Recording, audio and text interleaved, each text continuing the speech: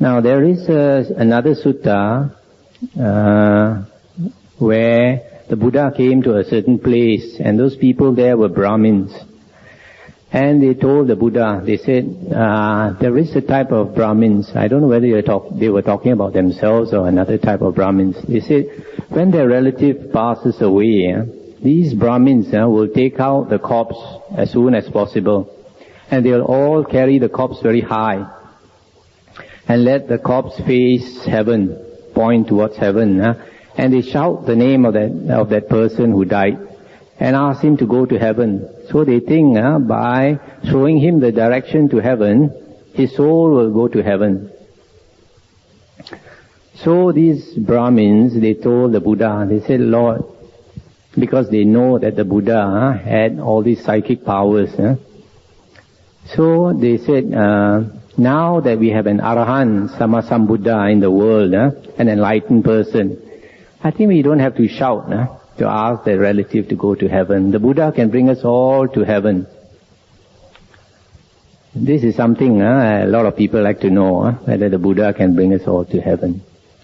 So the Buddha said, before I answer your question, I'll ask you a question first. You answer me first.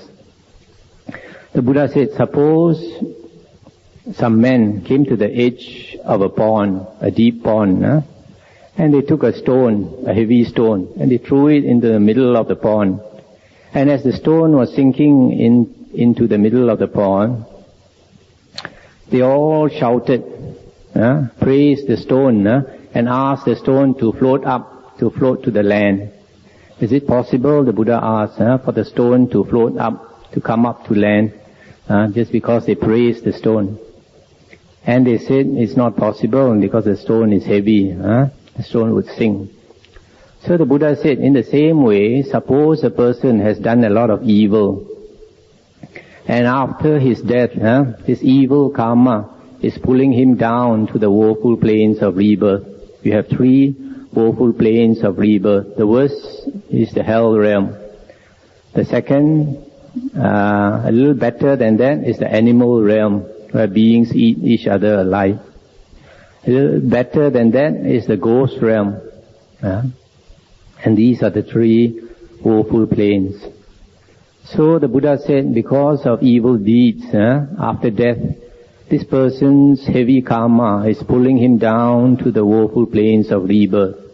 And then you all come along and shout and ask him to go to heaven. Is it possible? Then after they thought about it, they said, it's not logical. If that person is an evil person, and that person can go to heaven, there must be something wrong somewhere. So the Buddha said, now, another time, this group of people came to the edge of the pond again, and they brought along a cup half filled with oil, and they threw this cup half filled with oil into the middle of the pond. And as the cup was sinking, the oil would float up to the surface. And then these people shouted at the oil, cursed the oil and asked the oil to sink to the bottom of the pond. Is it possible? Then they said no, because the oil is light, oil will float up to the surface. So the Buddha said, in the same way, if a person is a very good person, hasn't harmed other beings, has done a lot of good, after death, the person's good karma will bring that person up to a good place of rebirth, either heaven or at least a human plane. And then people came along and cursed the soul of that person and asked him to go to hell, to go to the woeful rebirth. Is it possible? So after thinking for a while, that man said no. So in other words, the Buddha is saying, nobody can help you. It is all determined by your actions.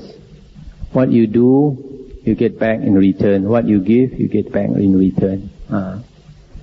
So that is basically the Buddha's teachings. And the Pure Land is a later teaching. It's a later book. Of course, in Mahayana Buddhism, they say that is the Buddha's words. But in Theravada Buddhism, it is not accepted as the Buddha's words because it's a later teaching and it contradicts the earlier teachings. Now, in the Sixth Patriarch Sutra, Sixth Patriarch was a very famous monk in China, Hui Neng. They also asked him this question. They say people say that by reciting the Buddha's name, you can be reborn in the Pure Land. Is it true? And then how did he answer? He said, if your mind or your heart is pure, the Pure Land is very near.